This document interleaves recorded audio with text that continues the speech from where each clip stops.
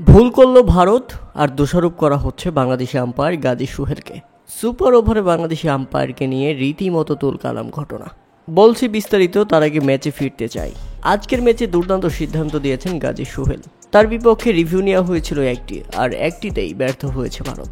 শ্রীলঙ্কা ইনিংসের প্রথম ওভারের ঘটনা ছিল সেটি। হার্দিক পান্ডিয়ার করা ডেলিভারিটি ছিল দুর্দান্ত, পরাস্ত হয়েছিলেন কুশল পেরেরা। সহজের আবেদন জানায় ভারত, কিন্তু তাতে আঙ্গুল উঁচিয়ে ধরেননি Bangladeshi umpire Gazi Sohel. Umpire out না দিলে রীতিমতো পাকনামি দেখিয়ে সবাইকে রিভিউ নিতে বলেন হার্দিক পান্ডিয়া। পরবর্তীতে সূর্যকুমার যাদব ভারতীয় অধিনায়ক রিভিউ নিলে টিভি আম্পায়ারের কাছে ডিসিশন পাঠিয়ে দেন গাজী সোহেল। আর টিভি রিপ্লাইতে যা দেখা গেল তা ছিল একেবারেই অপ্রত্যাশিত।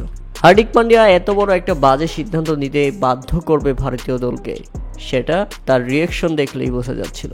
টিভি রিপ্লাইতে দেখা যায় বলটি ছিল রীতিমতো আউটসাইড লেগ, অর্থাৎ প্রথম ওভারেই রিভিউ নষ্ট ভারতের। নিজের সিদ্ধান্তে অটল থাকেন গাজী সোহেল এবং আবারও খেলা শুরু হয়। এরপর ঘটনা সুপার ওভারে অর্শদীপ সিং এর করা চতুর্থ ডেলিভারিটি ছিল দুর্দান্ত। দাসুন সানাকা ব্যাট চালালে বলটি সরাসরি চলে যায় উইকেট কিপারের হাতে। শ্রীলঙ্কা রান নিতে গেলে ভারতীয় উইকেট কিপার সঞ্জু স্যামসন বলটি মেরে স্টাম্পে আঘাত করেন, অর্থাৎ এ যাত্রায় রান আউট হয়েছে কামিন্ডো ম্যান্ডিস। এতক্ষণ পর্যন্ত সবকিছু ঠিক ছিল, কিন্তু ঘটনা বদলে যায় তখনই যখন অর্শদীপ সিং রান আউট নয় বরং ক্যাচ আউটের আবেদন করেন। আর এখানে ক্যাচ আউটের সাড়া দিয়ে আম্পায়ার গাজী সোহেল আঙ্গুল উঁচিয়ে দেন, অর্থাৎ রান আউট নয় বরং ক্যাচ আউট গণ্য করেন আম্পায়ার। আর এতে রিভিউ নেন Sri Lankan batsman Dasun Shanaka.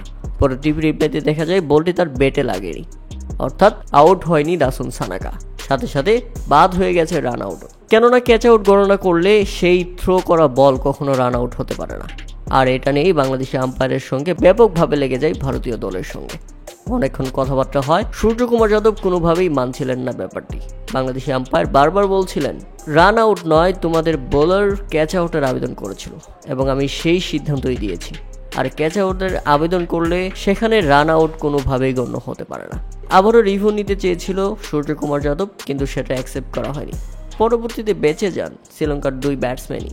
Run out হয়নি কামিন্ডো ম্যান্ডিস এবং ক্যাচ আউটে বল ব্যাটেই লাগেনি, যে কারণে বেঁচে যান শ্রীলঙ্কান ব্যাটসম্যান দাসুন সানাকা। তবে বেঁচে গিয়েও লাভ হয়নি, সুপার ওভারে মাত্র করতে পেরেছিল 2 রান।